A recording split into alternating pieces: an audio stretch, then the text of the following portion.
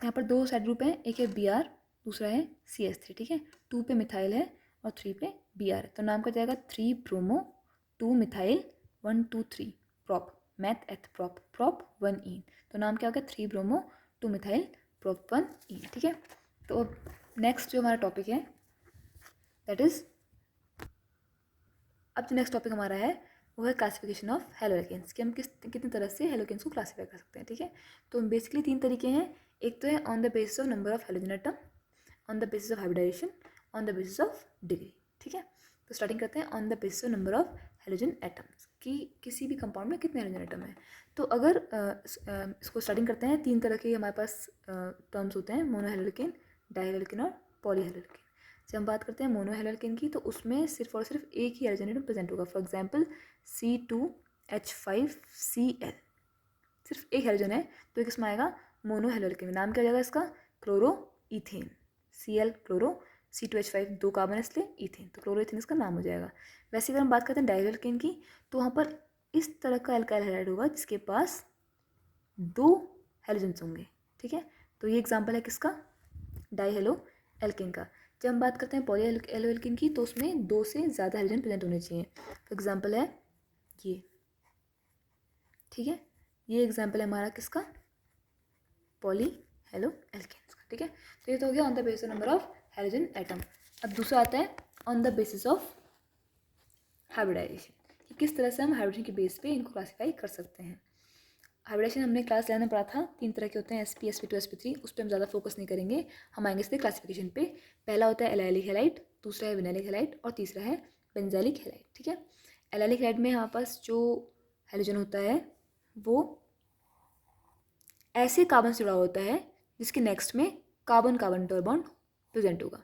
मतलब ये कि एक कार्बन कार्बन बॉन्ड, फिर एक कार्बन, फिर हेलोजन, ठीक है। लेकिन जब हम बात करते हैं विनाइलिक की, तो इसमें क्या होता है, हेलोजन डायरेक्ट उन कार्बन एटम से जुड़ा होता है जिनके पास क्या होते हैं, डबल बॉन्ड होते हैं। तो मतलब ये हेलोजन और फिर direct carbon carbon double bond. अगर इसके बीच में अभी कार्बन आ जाता तो किसका एग्जाम्पल आता है, एलाइलिक का हो जाता, ठीक है। और अगर कार्बन नहीं है, डायरेक्ट हेलोजन जुड़ा हुआ है किससे, सी डबल बॉन्ड सी से, तो एग्जाम्पल होगा विनाइलिक का। लास्ट है बेंजाइलिक हैलाइड, नाम से मालूम पड़ रहा है कि जिसमें बेंजीन रिंग होगी। तो अगर ऐसा कोई कंपाउंड जिसमें हेलोजन उस कार्बन से जुड़ा हुआ है जो रिंग से अटैच्ड है, वो एग्जाम्पल किसका होता है, बेंजाइलिक का। मतलब ये पहले एक रिंग, फिर कार्बन और फिर हेलोजन, हेलोजन मतलब कि फ्लोरीन क्लोरीन ब्रोमीन आयोडीन। अगर मैं कहूँ कि कोई भी रिंग और फिर हेलोजन, तो ये बेंजाइलिक का एग्जाम्पल नहीं है, बीच में एक कार्बन होना ज़रूरी है। अगर बीच में एक कार्बन है तो एग्जाम्पल है बेंजाइलिक हैलाइड का, ठीक है। अब आते हैं on the basis of degree. Degree के बेस में हम 3 तरह से इन्हें क्लासीफाई कर सकते हैं। पहला है प्राइमरी, सेकेंडरी, टर्शरी, जिसको हम 1 डिग्री 2 डिग्री और 3 डिग्री भी कहते हैं, ठीक है। जब हम बात करते हैं प्राइमरी की, ध्यान से सुनना इस चीज़ को, जब हम बात करते हैं प्राइमरी डिग्री की, तो हेलोजन ऐसे कार्बन से जुड़ा हुआ होगा जिसके पास सिर्फ और सिर्फ एक CC बॉन्ड होगा, ठीक है। फिर सुनो मैंने क्या बोला, हेलोजन ऐसे कार्बन से जुड़ा होगा जिसके पास सिर्फ एक ही क्या होगा, CC बॉन्ड होगा। अब हम ऊपर देखते हैं क्या ऐसा है, तो ये हेलोजन है और ये कार्बन है, ये कार्बन सिर्फ और सिर्फ एक CC बॉन्ड से जुड़ा हुआ है। ये बॉन्ड ध्यान रखना कि इससे जुड़े हुए हैं, इस कार्बन से, तो हमें इससे कोई लेना नहीं है। हमको चेक करना है कि हेलोजन के बगल वाला कार्बन के पास कितने CC बॉन्ड है। तो हेलोजन से लगे हुए कार्बन के पास सिर्फ और सिर्फ एक CC बॉन्ड है, तो कौन सा एग्जाम्पल हो जाएगा, प्राइमरी का। अब आते हैं सेकेंडरी पे। सेकेंडरी ये बोलता है कि हेलोजन इस तरह के कार्बन से जुड़ा होना चाहिए जिसके पास 2 CC बॉन्ड हो। कितने बॉन्ड हो, 2 CC बॉन्ड। अगर 2 CC बॉन्ड है तो किसका एग्जाम्पल है वो, 2 डिग्री का। चेक करते हैं कि इसमें ऐसा है या नहीं है। तो ये हमारा हेलोजन है और ये उससे जुड़ा हुआ कार्बन है, ठीक है।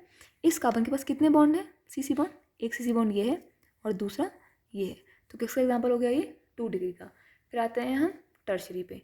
टर्शरी बोलता है कि हेलोजन से जुड़े हुए कार्बन के पास 3 CC बॉन्ड होने चाहिए, और यहाँ पर 3 CC बॉन्ड है, इसका मतलब किसका एग्जाम्पल है, टर्शरी का, ठीक है। आगे बढ़ने से पहले हम कुछ एग्जाम्पल देख लेते हैं इसके। सपोज मैंने बोला CH3 CH2 CH Br CH CH3 CH3, तो आपको बताना है कि किसका एग्जाम्पल है। चेन चाहे कितनी बड़ी हो, चाहे उसमें कितने कार्बन हो, हमें ये चेक करना है कि हेलोजन कहाँ पर है। तो यहाँ पर इन सब में हेलोजन कहाँ पर है, ये हेलोजन है, ठीक है। हेलोजन से जुड़ा हुआ कार्बन कौन सा है, ये कार्बन है। हेलोजन से जुड़ा हुआ कार्बन ये है। इस कार्बन के पास कितने CC बॉन्ड है, हमें ये चेक करना है। तो कितने बॉन्ड है, एक CC बॉन्ड ये रहा इस कार्बन के साथ, और एक CC बॉन्ड है इस कार्बन के साथ। इसका मतलब किसका एग्जाम्पल है, 2 डिग्री का एग्जाम्पल है। तो ये हमारा क्लासिफिकेशन खत्म होता है on the basis of degree. Next topic है कॉमन नेम सिस्टम। यहाँ पर हम 2 तरह के डायलेट्स की बात करेंगे, जेम और विस। ये जो दोनों नाम की मैं बात कर रही हूँ, ये नाम IPA से रिलेटेड नहीं है, इनका सिर्फ और ले देना कॉमन नेम सिस्टम से ही है। हालांकि एग्जाम के पॉइंट ऑफ व्यू से इतना इंपॉर्टेंट नहीं है, बट NCERT में है तो हमें कवर करना चाहिए। तो जब हम बात करते हैं डायलेट्स की, डायलेट्स मतलब कि ऐसा कोई भी कंपाउंड जिसके पास 2 हेलोजन जुड़े हों और वो 2 हेलोजन सेम होने चाहिए, ठीक है। तो जब भी इस तरह कंपाउंड आएंगे जहाँ पर 2 हेलोजन सेम होंगे, तो उसको हम 2 तरह से क्लासीफाई कर सकते हैं। एक होता है जेमिनल, एक होता है विसिनल। जेम डायलाइट या फिर विस डायलाइट क्या बोलते हैं, ये compounds having same type of halogen attach to same carbon atom. अगर हमारे पास कोई ऐसा एग्जांपल है जहाँ पर सेम कार्बन से 2 सेम हेलोजन, फिर सुन लीजिए, सेम सिंगल कार्बन से, उसी कार्बन से 2 सेम हेलोजन जुड़े होंगे, तो किसका एग्जांपल होगा, जेमिनल का। लेकिन अगर ऐसा एग्जांपल हो जहाँ पर 2 एडजेसेंट कार्बन से, अगल बगल कार्बन से 2 सेम हेलाइड्स यानी कि हेलोजन जुड़े हों, तो किसका एग्जांपल हो जाएगा, विसिनल का एग्जांपल हो जाएगा, ठीक है। एग्जांपल देखते हैं कैसे।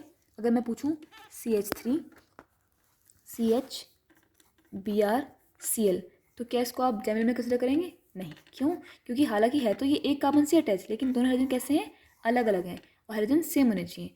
अगर हम बोलें CH3 CH Br, तो ये किस में आएगा, जेमिनल में। क्यों, क्योंकि यहाँ पर एक ही कार्बन से 2 सेम हेलोजन अटैच हैं, जो कि एग्जाम्पल है किसका, जेमिनल डायलाइट का, ठीक है। वैसे हम बात करते हैं विसिनल की। अगर मैं कहूँ CH2 CHCl, ये हट जाएगा यहाँ से, यहाँ Cl आएगा, यहाँ पर CH2 आएगा। तो अगर मैं इस एग्जाम्पल को कंसिडर करती हूँ, तो यहाँ पर 2 हेलोजन हैं, सेम हैं, और 2 अलग अलग कार्बन से जुड़े हुए हैं, लेकिन बीच में एक कार्बन आ गया है। ये दोनों एडजेसेंट कार्बन एटम्स नहीं है, इसलिए विसिनल का एग्जाम्पल नहीं होगा।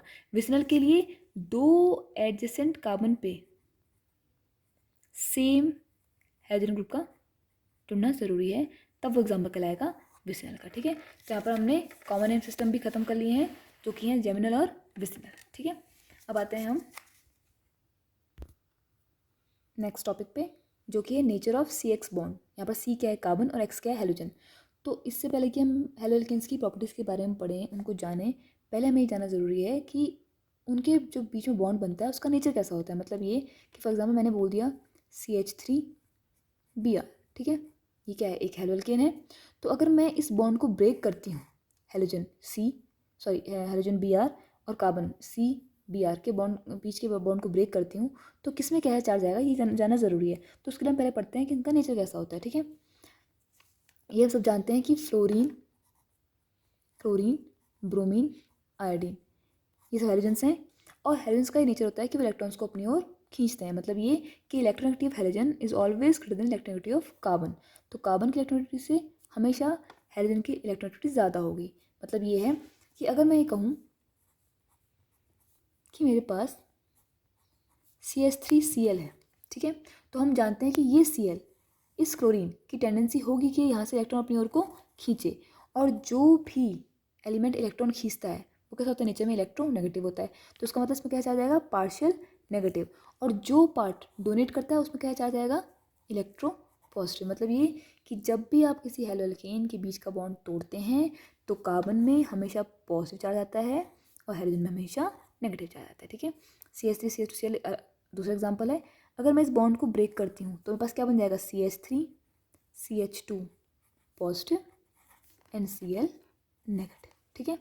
तो इस तरह से हम नेचर ऑफ CX बॉन्ड को जानते हैं कि अगर हम किसी भी हेलो एल्केन का बॉन्ड तोड़ते हैं तो कार्बन में हमेशा पॉजिटिव चार्ज आएगा और हाइड्रोजन में हमेशा नेगेटिव चार्ज आएगा, ठीक है। नेक्स्ट टॉपिक है ऑर्डर ऑफ बॉन्ड लेंथ, कि कैसे हम इनकी बॉन्ड लेंथ को डिसाइड करते हैं। ये सब पढ़ने से पहले मैं आपको एग्जांपल बताती हूँ। सपोज हमारे पास CH3F है, CH3Cl है, CH3Br है और CH3I है। यहाँ पर आपको दिख रहा होगा कि मैंने सेम कार्बन एटम लिए हैं, सिर्फ एक एक एक एक, लेकिन हेलोजन सब क्या हैं, अलग अलग हैं। तो अगर हेलोजन अलग अलग है तो इस बॉन्ड की लेंथ भी अलग अलग होगी। तो किसकी बॉन्ड लेंथ कितनी है ये हम जानते हैं इस समरी से, ठीक है। ये क्या बोलता है कि अगर हम बात करते हैं किसी हाइड्रोजन की तो डाउन द ग्रुप साइज हमेशा बढ़ता है। मतलब ये फ्लोरीन सबसे छोटा, फिर क्लोरीन उससे बड़ा, ब्रोमीन उससे बड़ा और आयोडीन सबसे बड़ा। मतलब ये कि जैसे साइज बढ़ेगा रेडियस बढ़ेगी, और अगर रेडियस बढ़ेगी तो बॉन्ड लेंथ भी बढ़ेगी। बॉन्ड लेंथ क्या होती है, सपोज ये कार्बन है और ये फ्लोरीन है, तो कार्बन CH3 की रेडियस और फ्लोरीन की रेडियस, ये होगा इसकी बॉन्ड लेंथ। सिमिलरली अगर हम बात करते हैं CH3 सब में सेम रहेगा, देखिए CH3 साइज सब में सेम है। साइज बदलेगा किसका, हाइड्रोजन का। सबसे बड़ा F होता है, उससे बड़ा हल्का सा मान लीजिए मैंने Cl ले लिया, फिर उससे बड़ा मैंने Br ले लिया और सबसे बड़ा मैंने I ले लिया। तो जैसे जैसे हाइड्रोजन का साइज बढ़ेगा बॉन्ड लेंथ भी बढ़ेगी, ठीक है। सबसे ज़्यादा बॉन्ड लेंथ किसकी होगी, CH3 की I की। तो अगर हम बात करते हैं और बॉन्ड लेंथ की, तो सबसे बड़ा CI का बॉन्ड होगा, फिर CBr का, फिर CCl का और फिर CF का। Bond length is proportional to size of hydrogen. मतलब ये कि जैसे जैसे हाइड्रोजन का साइज बढ़ता है बॉन्ड लेंथ भी बढ़ती है।